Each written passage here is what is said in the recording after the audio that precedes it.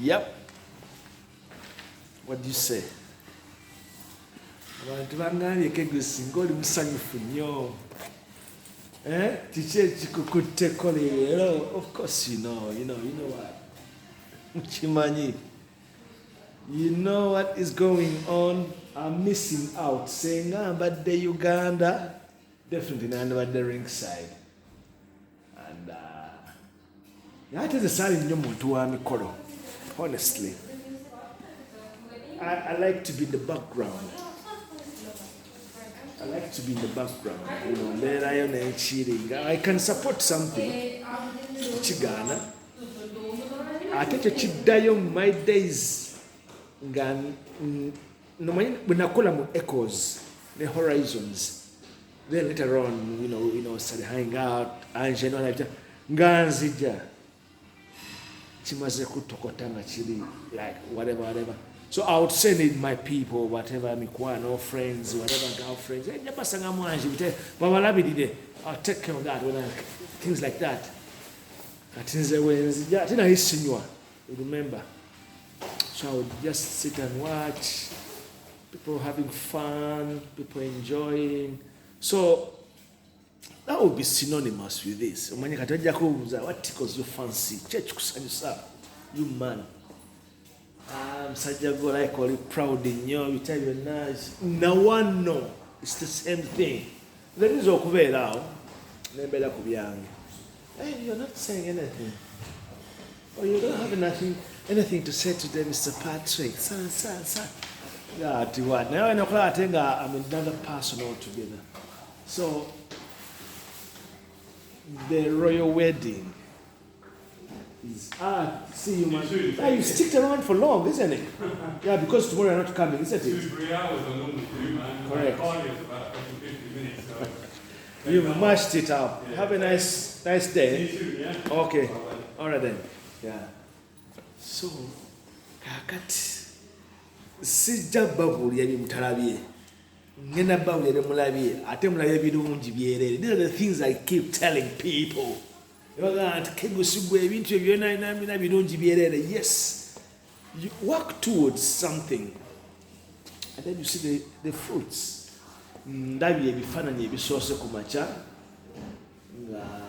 She had finished dressing up or began dressing up and all that, and then there were a bit of some traditional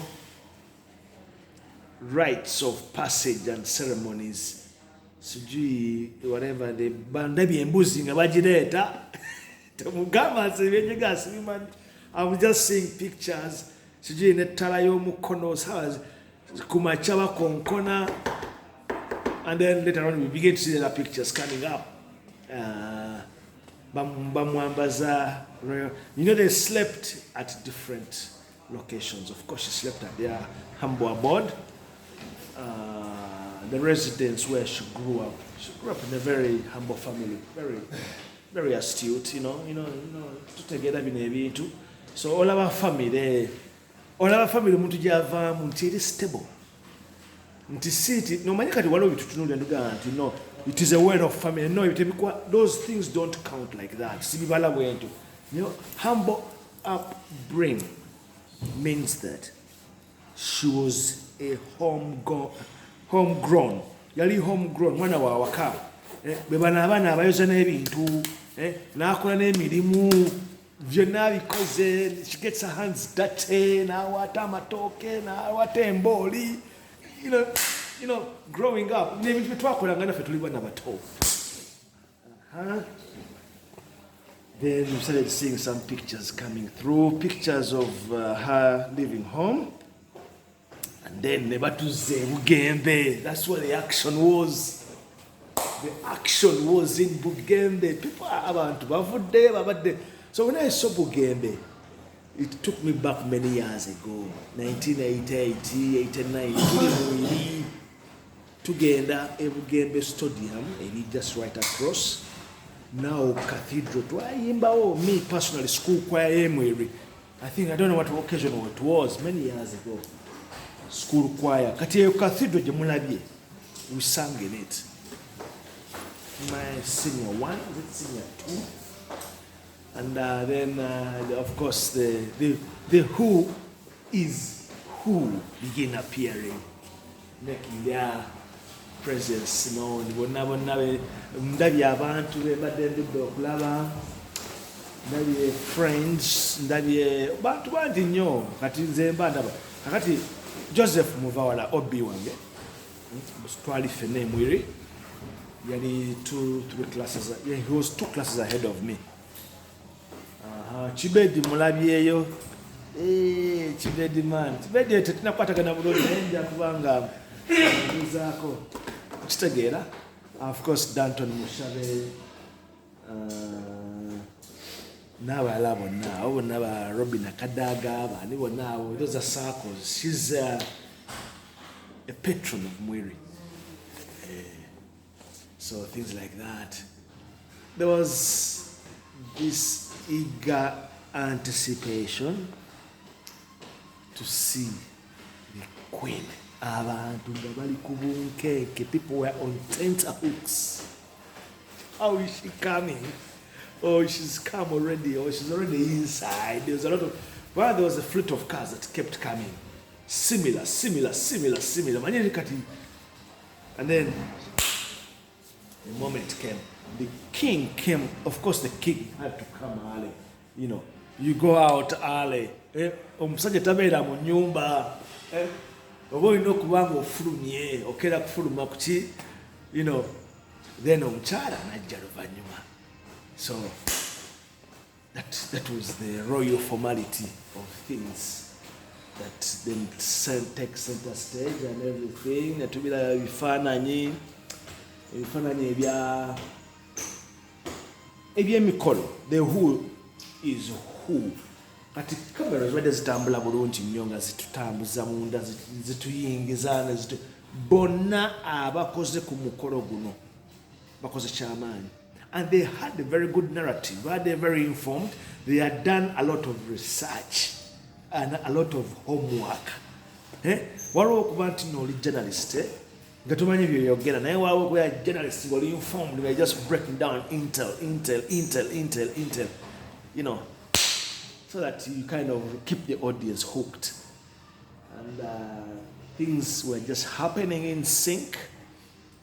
Mbagambi wali nti nze screens, yes, 4 screens, 1 2 batugyeyo eyo mu kisenge n'eyo mu ddiiro, ndi ku laptop ne ku simu, so I'm not missing out anything happening. And behold, you know, other pictures begin coming through, this and that, but of course they had to have a photo shoot. They had to have a photo shoot. Balcony, and really people were really going into the beautiful Her Royal Highness. Zekambavulire. Mulaba love stories empandika ezo. Story ya Kyabazingas ndaba bwenti nga bwetambula. It's a sweetheart romance. Of course, it followed traditional protocols. It had to follow them. Of course, never by a love omuwala. She had come of age. She had to be of that caliber and meet the expectations of the kingdom. And she was groomed. Sagala mulowooze ndowooza eri awo nti ebintu biri syndicated. Nti byali bipange. No! Still gonna sikibayinga. There is no way Kyabazingas' marriage to Her Royal Highness the Queen could be syndicated. Tichipange bupanzi. Era ndaba body language. Ffe twagadde ku bakazi. Ate abalungi. Tubagabire n'amayumba. Naye ng'olaba nti no. Nze nalinze Bulaaya. I told you this story. There is no way I could leave my ex worse off than how I had made her. Era n'essaawa eno ta regretting nti no nti I let her to hang up and dry. So today ku Jovia newe kitandibadde Kyabazinga, she was the caliber of girl who would have met somebody at that level. End of story. Kiraba eriyo omuntu gw'olaba nti alina ekintu kyalina, she comes along as she is. Tali proud, talina any sense of arrogance, talina any, this kind of things, bravado, no. Omwana ali homegrown, home girl, abaana abawaka abaira n'olujja, kiraba n'omusana ne mufumbiro ng'afumba mu kyoto emanju.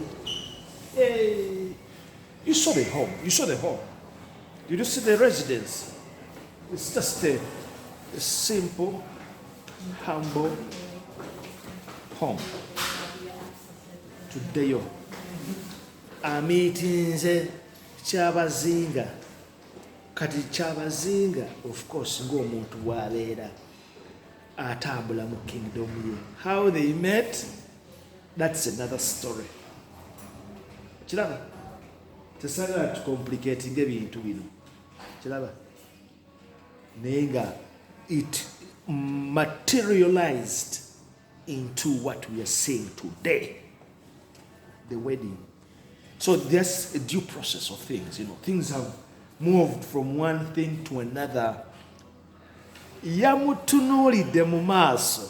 If you look in the king's eyes, piercingly, right through Jovia's eyes, Her Royal Highness.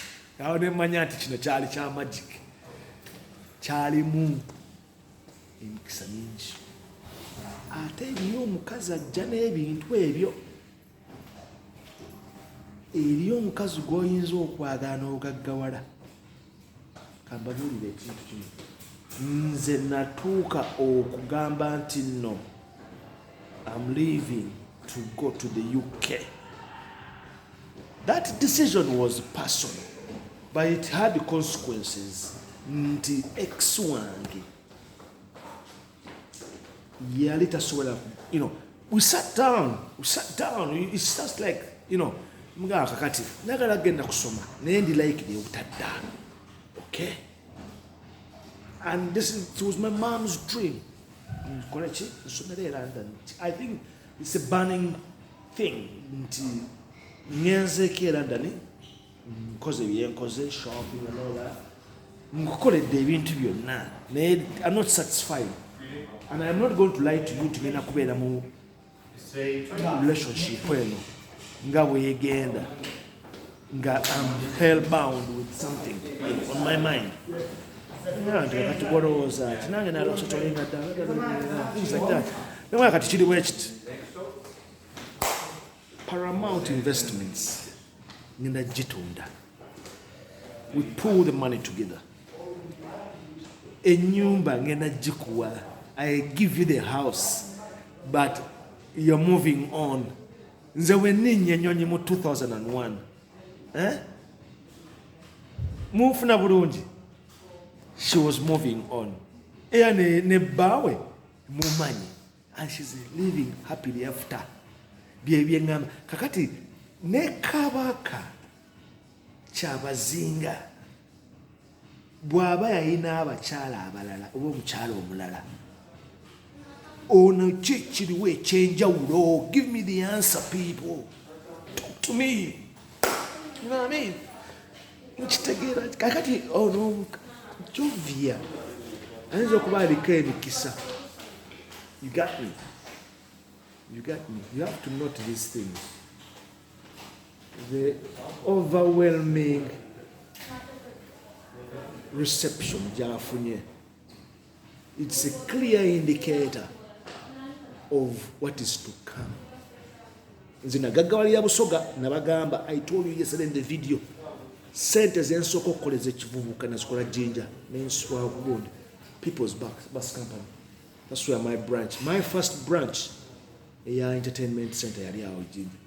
So is she coming with blessing? Busoga mwetegeke muyinza okukiyitamu. The place might end up being they run on ginger. Buli omu ng'ayagala kubeera ginger.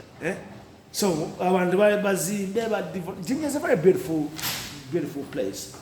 Bugembe, Iganga, Kamuli, very good weather, very good climate. You have the Lake Victoria just down the road, and you've got the Love as well.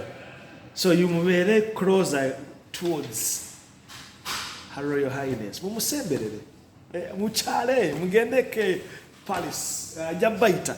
Actually, I think it should be a very brilliant idea. Ayite abantu abebaze. Ajabaita. Nchitekeyo.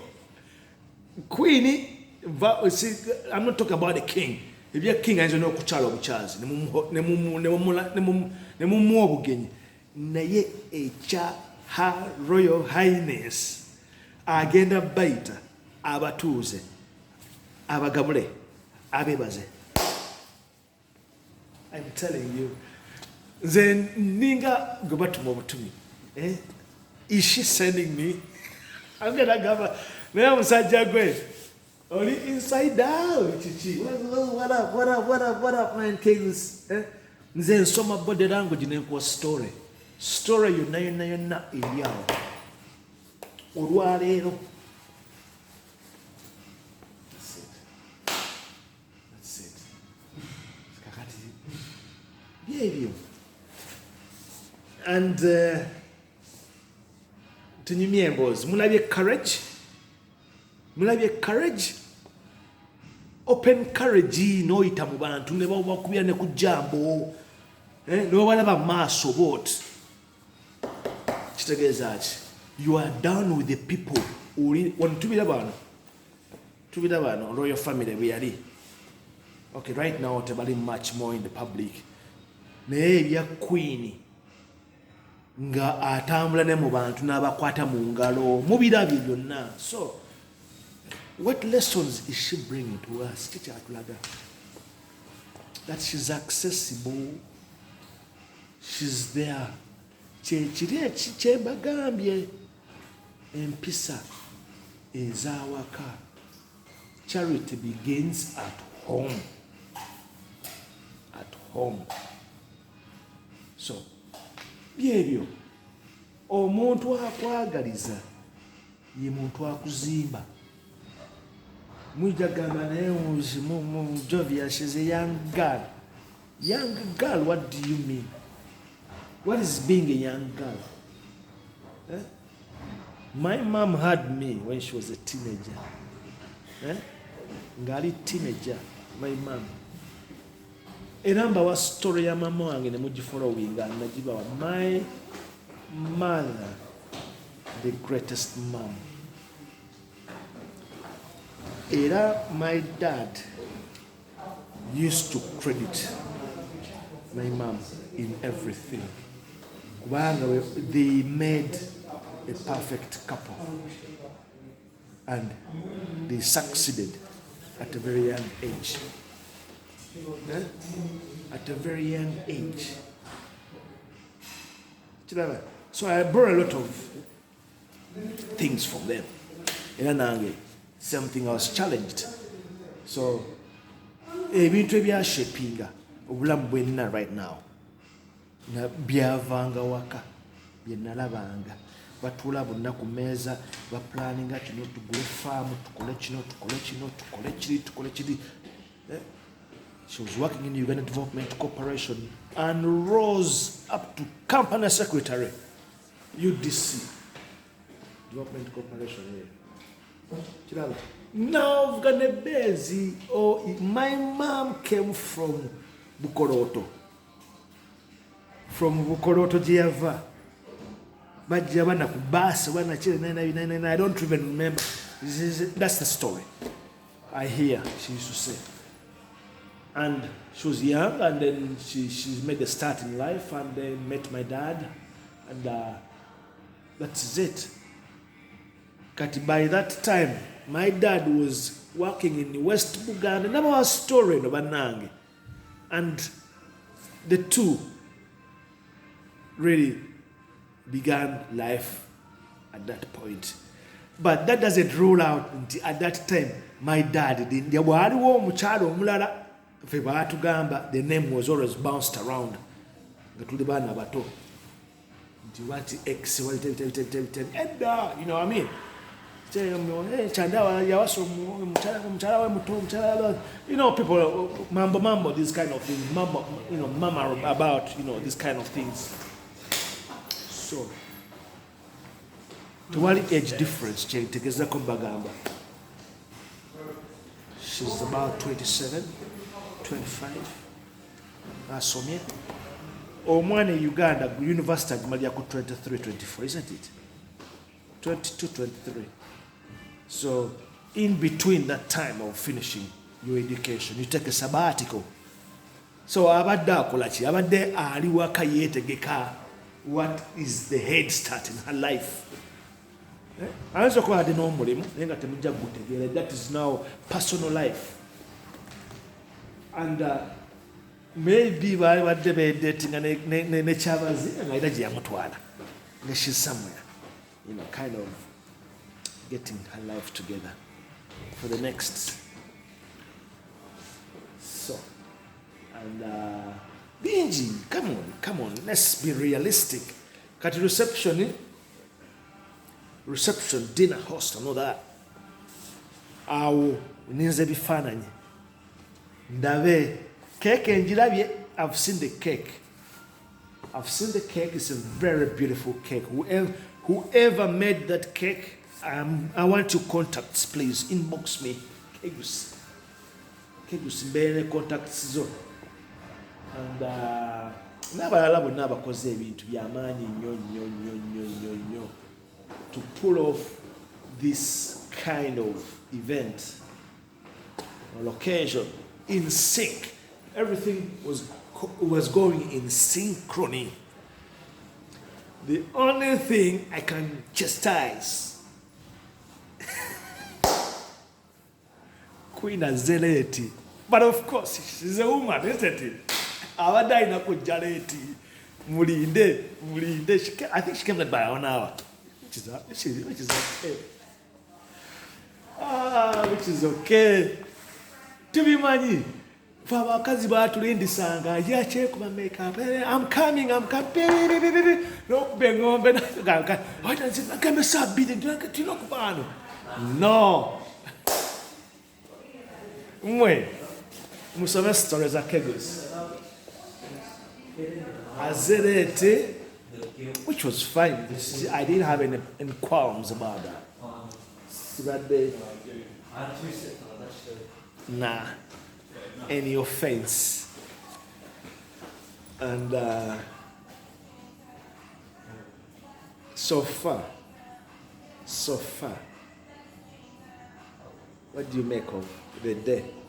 The eagerly anticipated day. There were a bit of, people, about the bit of social commentary. You have this biasness. Hariwo n'ekifaananyi kye bapostinzaawo nga matron ali humble nti sijui she's jealous.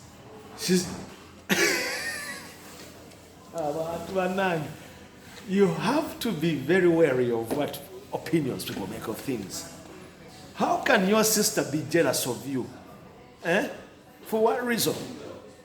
Tell me what reason. Tell me honestly. What kind of gibberish? So, and no mulala world commentaries says this is trending out yesterday.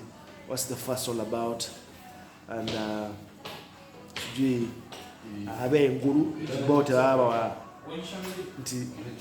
northerners. Northerners, I don't understand. Then people, you forget this is not something out of the tinker box or whatever. There was a time when there was a crisis in BUSOGA.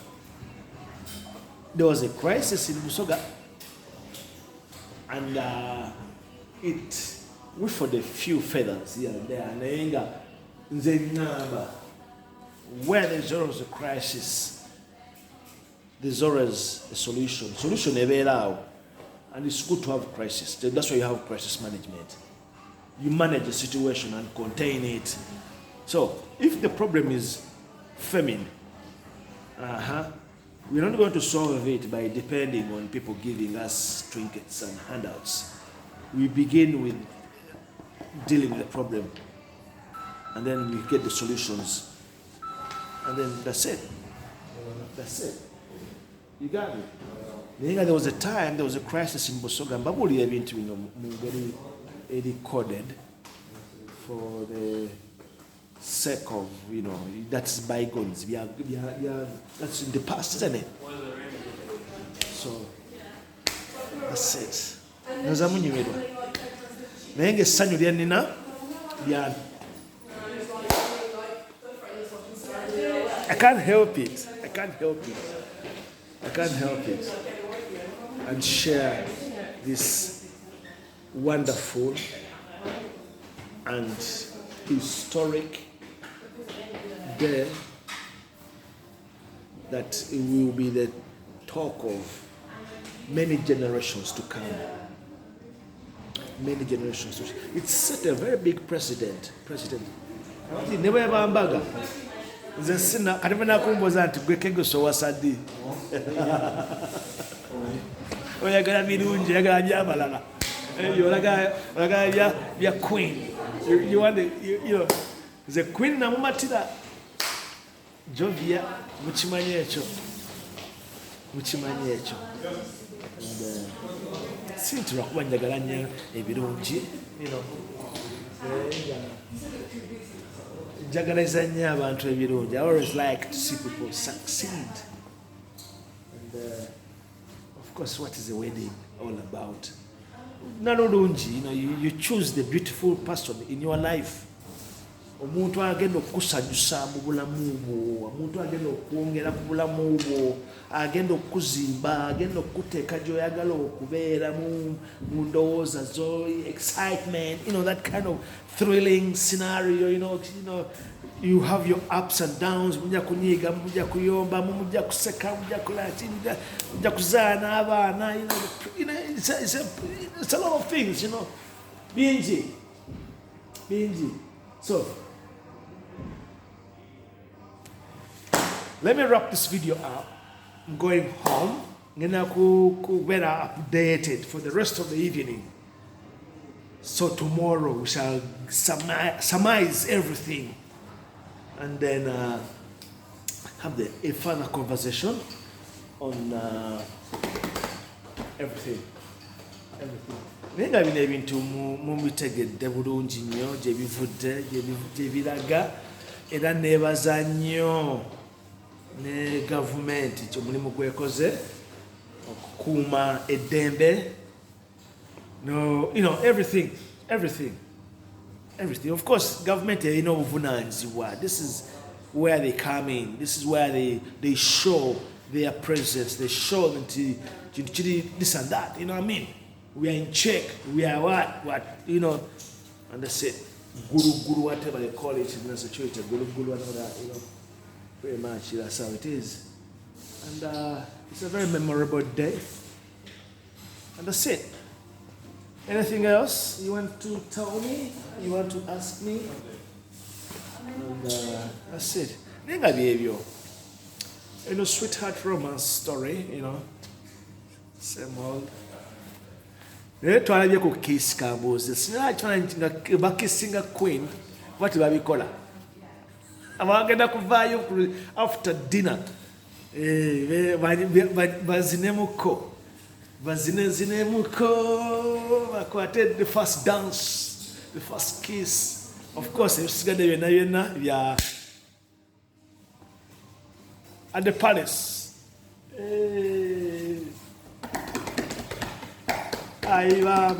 Kusanga ino okubona abasoga balayire tusangayire kode baliyo Yeah. So, until we talk again, I love you, my people. 30 minutes to Zimaleyo. Munyimirwe. Zilangeri tusakanya